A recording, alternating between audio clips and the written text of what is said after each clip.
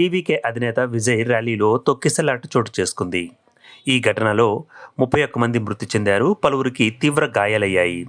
క్షతగాత్రులను కరూర్ ఆసుపత్రికి తరలించారు. మృతులలో పలువురు చిన్నారులు ఉన్నట్లు స్థానిక ఆసుపత్రి వర్గాలు తెలియజేస్తున్నాయి.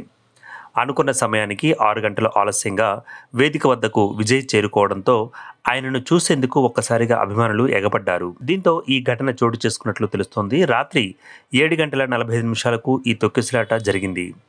ర్యాలీలో 30,000 మందికి పైగా జనం పాల్గొన్నట్టు చెబుతున్నారు. విజయ్ను చూసేందుకు ఒక భవంతి పిట్టగోడపై పలువురు చేరడంతో పిట్టగోడ కూలిపోయిందని, దీంతో పలువురు అక్కడికక్కడే ప్రాణాలు కోల్పోయారని తెలుస్తోంది.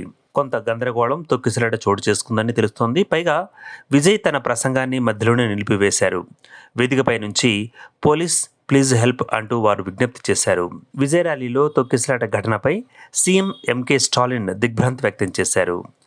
పరిస్థితిని ఎప్పటికప్పుడు తెలుసుకొని తగిన చర్యలు తీసుకోవాలని కరూర్ జిల్లా కార్యదర్శి వి సెంథిల్ బాలాజీని ఆదేశించారు. కరూరు నుంచి వచ్చిన సమాచారం తనను ఎంతో ఆవేదనకు గురి చేసిందని, తొక్కిసలాటలో స్పృహ తప్పి ఆసుపత్రిలో చేరిన వారికి తక్షణ వైద్య సహాయం అందించాలని స్థానిక యంత్రాంగాన్ని కోరామని సామాజిక మాధ్యమం ఎక్స్లో ఆయన తెలిపారు. ఈ ఘటనపై ప్రధాని నరేంద్ర మోదీ దిగ్భ్రాంతి వ్యక్తం చేశారు. కాగా మృతుల కుటుంబాలకు ప్రగాఢ సానుభూతి వ్యక్తం చేశారు. క్షతగాత్రులకు మెరుగైన వైద్యం అందించాలని ఆదేశించారు.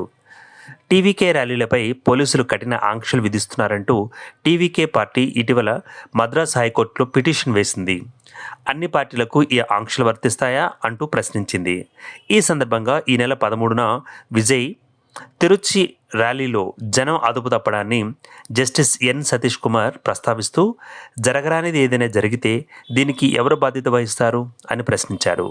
పార్టీ అధ్యక్షుడు క్రౌడ్స్ను విజయ్ కంట్రోల్ చేయాల్సి ఉంటుందని అన్నారు.